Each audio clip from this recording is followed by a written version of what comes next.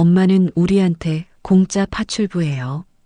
요양보호사 쓰면 월 200만 원인데 용돈 30만 원이면 되잖아요. 딸 지은이가 전화로 친구에게 하는 말을 복도에서 우연히 들었을 때 나 박선영은 그 자리에 얼어붙었습니다.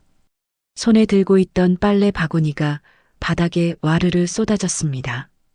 71년을 살면서 이렇게 가슴이 무너지는 순간은 처음이었습니다. 하지만 이 이야기는 8개월 전부터 시작됩니다. 작년 겨울 남편 박정수가 세상을 떠났습니다. 45년을 함께 산 남편이었습니다. 어느 날 아침 눈을 떴는데 옆에서 차갑게 식어 있었습니다. 여보, 여보. 흔들어도 대답이 없었습니다. 119를 불렀지만 의미가 없었습니다. 심근경색이었습니다. 45이었던 그는 그렇게 갔습니다. 장례를 치르고 나니 서울 강서구 14평짜리 빌라가 너무 컸습니다. 혼자 먹는 밥은 맛이 없었습니다. TV를 틀어놔도 무서웠습니다. 밤이면 눈물이 났습니다. 혼자 죽으면 어쩌지? 그때 딸 지은이가 전화했습니다. 엄마, 혼자 사시지 말고 부산으로 오세요. 우리가 모실게요. 정말이니? 네, 엄마. 민준이도 할머니 보고 싶어 해요. 눈물이 왈칵 쏟아졌습니다. 고마웠습니다. 한 달 후인 2023년 3월 15일 짐을 싸서 부산으로 내려갔습니다. 지은이가 사는 곳은 해운대 센텀시티 근처 신축 아파트 27평이었습니다. 깔끔하고 밝았습니다. 어머님, 이 방 쓰세요. 창문으로 바다 보여요. 사위 강태준이 웃으며 안내했습니다. IT 기업 부장이라고 했습니다. 예의 바른 사람이었습니다. 할머니, 손자 민준이가 달려왔습니다. 3년 만에 보니 많이 컸습니다. 할머니, 오래오래 있을 거죠? 그럼 할머니가 여기서 살게. 처음 2달은 정말 행복했습니다. 아침이면 지은이와 함께 시장을 갔습니다. 고등어를 골랐습니다. 엄마, 이거 싱싱해 보이죠? 응, 좋아 보이네. 시금치도 샀고 두부도 샀습니다. 집에 와서 함께 요리했습니다. 엄마 손맛은 역시 최고예요. 지은이가 웃으며 말했습니다. 저녁엔 함께 TV를 보며 웃었습니다. 여기서 행복하게 살 수 있겠구나. 그렇게 생각했습니다. 그런데 5월이 되자 분위기가 달라지기 시작했습니다. 엄마, 제가 승진했어요. 팀장이 됐어요. 잘 됐네, 지은아. 그런데 일이 많아졌어요. 엄마, 민준이 좀 봐주실 수 있죠? 그래, 당연하지. 처음엔 괜찮았습니다. 민준이 학교 끝나면 데리러 가고 간식 챙겨주고 숙제 봐주고. 하지만 점점 요구가 늘었습니다. 엄마, 민준이 영어학원도 데려다 주세요. 엄마, 미술학원 픽업도 부탁드려요. 엄마, 오늘은 태권도 있어요. 오후 2시 학교 앞, 3시 영어학원, 5시 미술학원, 6시 태권도장. 하루 종일 민준이를 데리고 다녔습니다. 집에 돌아오면 저녁 준비, 식사 후엔 설거지, 빨래, 청소, 밤 11시가 되어서야 내 방에 들어갈 수 있었습니다. 침대에 누우면 온몸이 쑤셨습니다. 무릎이 아팠습니다. 허리가 끊어질 것 같았습니다. 나 좀 쉬고 싶다. 하지만 말할 수 없었습니다. 딸이 나를 받아준 게 고마웠으니까요. 6월이 되자 상황은 더 심해졌습니다. 엄마, 아침 6시까지 밥 차려주세요. 저 일찍 회의 있어요. 새벽 5시에 일어났습니다. 밥을 짓고 국을 끓이고 반찬을 차렸습니다. 엄마, 오늘 청소 좀 해주세요. 시댁 식구들 오시거든요. 하루 종일 걸레질을 했습니다. 화장실을 닦고 베란다를 쓸었습니다. 저녁엔 잡채, 전, 갈비찜을 준비했습니다. 시댁 어른들은 수고했어요 라는 말도 없이 드시고 가셨습니다. 설거지를 하는데 눈물이 났습니다. 그러던 어느 날이었습니다. 엄마, 민준이 수학 숙제 좀 봐주세요. 지은아, 그건 내가 해야 하는 거 아니니? 엄마, 저 피곤하다고요. 회사에서 프로젝트 때문에 죽겠어요. 그래도, 에이, 엄마는 왜 그래요? 손자 숙제 봐주는 게 그렇게 힘들어요? 할 말을 잃었습니다. 그날 밤 민준이 수학 문제집을 펼쳤습니다. 분수 나눗셈이었습니다. 요즘 수학은 방식이 달라서 이해가 안 됐습니다. 할머니, 이거 어떻게 풀어요? 응. 할머니도 잘 모르겠네. 다음 날 아침 지은이가 차갑게 말했습니다. 엄마, 민준이 선생님한테 혼났대요. 숙제를 잘못했다고. 미안해. 에휴, 그것도 못 봐주시면서 가슴이 철렁 내려앉았습니다. 며칠 후였습니다. 민준이를 학원에 데려다주고 돌아오는 길이었습니다. 집에 들어서는데 지은이 방에서 전화하는 소리가 들렸습니다. 문이 살짝 열려 있었습니다. 응, 우리 엄마. 완전 잘 쓰고 있지. 친구와 통화하는 모양이었습니다. 요양보호사 쓰려면 월 200만 원인데 엄마한테 용돈 30만 원만 드리면 되잖아. 완전 이득이지. 나는 복도에 멈춰 섰습니다. 맞아. 애도 봐주고 집안일도 다 해주고. 효자템이야. 우리 엄마. 친구가 뭐라고 하자 지은이가 킥킥 웃었습니다. 공짜 파출부죠, 뭐. 근데 가끔 잔소리해서 짜증나긴 해. 그 순간 손에 들고 있던 빨래 바구니가 와르르 바닥에 쏟아졌습니다. 엄마. 지은이가 황급히 방문을 열었습니다. 나는 아무 말 없이 빨래를 주었습니다. 그리고 내 방으로 들어가 문을 잠갔습니다. 침대에 앉았습니다. 공짜 파출부, 효자템, 그 말들이 귓가를 맴돌았습니다. 20년을 딸을 키웠습니다. 대학 등록금 4년 다 됐습니다. 결혼할 때 2천만 원을 줬습니다. 그런데 내가 딸에게 이런 존재였습니까? 눈물이 쏟아졌습니다. 밤새 잠을 못 잤습니다. 천장만 바라봤습니다. 남편 생각이 났습니다. 남편은 항상 당신 고생이 많아라고 말해줬습니다. 내 등을 토닥여줬습니다. 하지만 지금은 아무도 없었습니다. 다음 날 아침 결심했습니다. 지은이가 출근 준비를 할 때 불렀습니다. 지은아, 네 엄마. 어제 전화 통화 들었어. 지은이의 얼굴이 굳었습니다. 무슨 말씀이세요? 공짜 파출부, 효자템.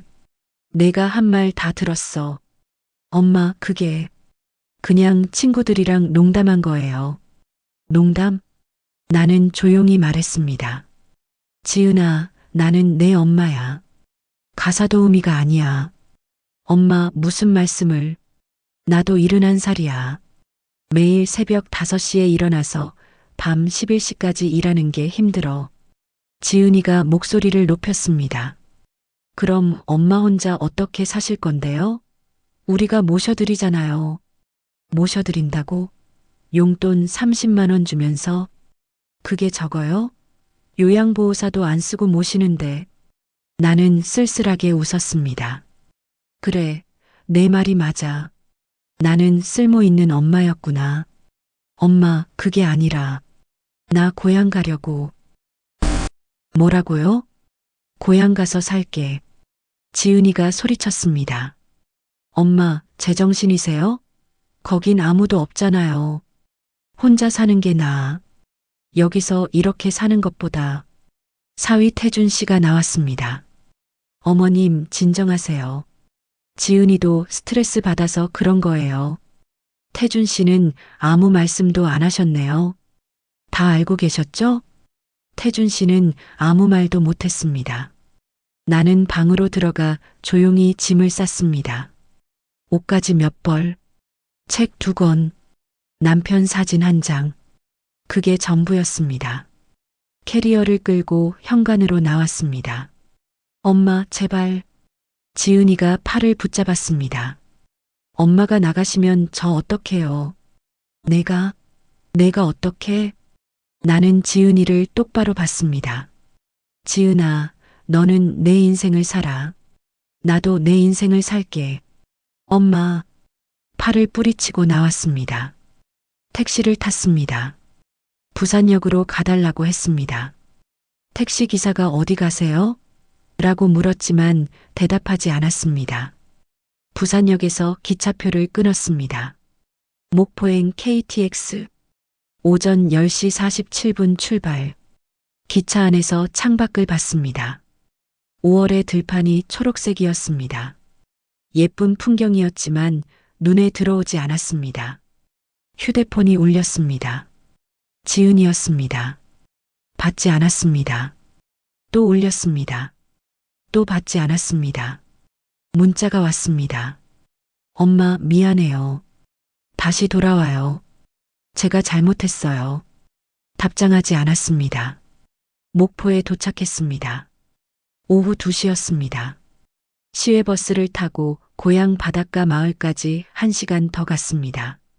마을에 도착하니 오후 3시 30분이었습니다. 바닷바람이 불었습니다. 짠 냄새가 났습니다. 이 냄새가 고향 냄새였습니다. 친구 미숙이에게 전화했습니다. 미숙아, 나야. 선영아, 어쩐 일이야? 그 집 아직 비어있지? 내가 살아도 될까? 당연하지. 관리비만 내면 돼. 월 10만 원. 고마워. 집은 작았습니다. 방 한 칸, 부엌 한 칸. 하지만 마당이 있었습니다. 짐을 풀고 마당에 나갔습니다. 바다가 보였습니다. 파도 소리가 들렸습니다. 눈물이 났습니다. 하지만 이번엔 슬픈 눈물이 아니었습니다. 이제 자유구나. 다음 날 아침 일찍 일어났습니다. 시장에 갔습니다. 꽃 모종을 샀습니다. 장미, 채송화, 봉숭아. 남편이 좋아하던 꽃들이었습니다. 마당에 꽃을 심었습니다. 흙을 만지니 마음이 편해졌습니다. 점심은 혼자 먹었습니다. 김치찌개에 밥 한 공기. 누구 눈치 보지 않고 천천히 먹었습니다. 맛있었습니다. 오후엔 바닷가를 걸었습니다. 파도 소리를 들었습니다. 바람이 기분 좋았습니다. 저녁엔 책을 읽었습니다. 예전에 읽고 싶었던 소설이었습니다. 한 장 한 장 천천히 읽었습니다. 밤엔 일찍 잠들었습니다. 푹 잤습니다. 한 달이 지났습니다. 지은이에게서 전화가 왔습니다. 엄마, 언제 돌아오실 거예요? 안 돌아가. 엄마, 저희가 정말 잘못했어요. 다시 오세요. 지은아, 너도 이제 내 인생을 살아. 나도 내 인생을 살게. 엄마, 나는 괜찮아. 걱정하지 마. 전화를 끊었습니다. 6개월이 지났습니다. 마당의 장미가 활짝 폈습니다. 붉은 장미, 하얀 장미. 아침마다 물을 줬습니다. 이웃 할머니가 선영 씨, 꽃 정말 예쁘네요 라고 말했습니다. 고맙습니다. 동네 할머니들과 시장도 갔습니다. 점심도 함께 먹었습니다. 저녁엔 산책도 했습니다. 혼자였지만 외롭지 않았습니다. 저녁이 되면 마당에 의자를 놓고 앉았습니다. 노을을 바라봤습니다. 하늘이 붉게 물들었습니다. 남편이 보고 싶네. 남편 사진을 꺼내봤습니다. 환하게 웃는 모습이었습니다. 여보, 나 이제 괜찮아. 내가 나를 위해 사는 법을 배웠어. 혼자 중얼거렸습니다. 차를 한 잔 따랐습니다. 따뜻한 보리차였습니다. 한 모금 마셨습니다. 오늘도 수고했어, 박선영. 스스로에게 말했습니다. 1년이 지났습니다. 지은이가 민준이를 데리고 찾아왔습니다. 할머니, 민준이가 달려왔습니다. 안아줬습니다. 많이 컸네. 할머니, 보고 싶었어요. 지은이는 멀리서 서 있었습니다. 엄마, 제가 정말 잘못했어요. 알아. 다시 부산으로 오시면 안 돼요? 나는 고개를 저었습니다. 여기가 좋아. 나는 여기서 살래. 그럼 자주 찾아올게요. 그래, 가끔 놀러와. 민준이 보고 싶을 테니까. 지은이와 민준이는 저녁을 먹고 돌아갔습니다. 나는 다시 마당에 앉았습니다. 별이 떴습니다. 별이 참 많았습니다. 나는 이제 안다. 누군가를 위해 희생하는 게 사랑이 아니라는 걸. 진짜 사랑은 나 자신을 지키는 거라는 걸. 바람이 불었습니다. 바닷바람이었습니다. 내일도 꽃에 물을 줄 것입니다. 바다를 걸을 것입니다. 책을 읽을 것입니다. 나를 위해 살 것입니다. 71년을 살면서 처음으로 나는 진짜 자유로웠습니다. 마이너스 마이너스 마이너스. 여러분, 오늘 박선영 할머니의 이야기가 마음에 와닿으셨나요? 가족을 사랑하는 것도 중요하지만 자신을 먼저 지키는 것이 진짜 사랑이라는 메시지에 공감하셨다면 구독 버튼을 눌러주세요. 좋아요를 눌러 더 많은 분들과 이 이야기를 나눠주세요. 여러분의 이야기도 댓글로 들려주시면 감사하겠습니다. 비슷한 경험이 있으신가요? 어떻게 해결하셨나요? 여러분의 이야기가 누군가에게 큰 힘이 될 수 있습니다. 다음에도 더 좋은 이야기로 찾아뵙겠습니다. 건강하시고 행복하세요. 감사합니다.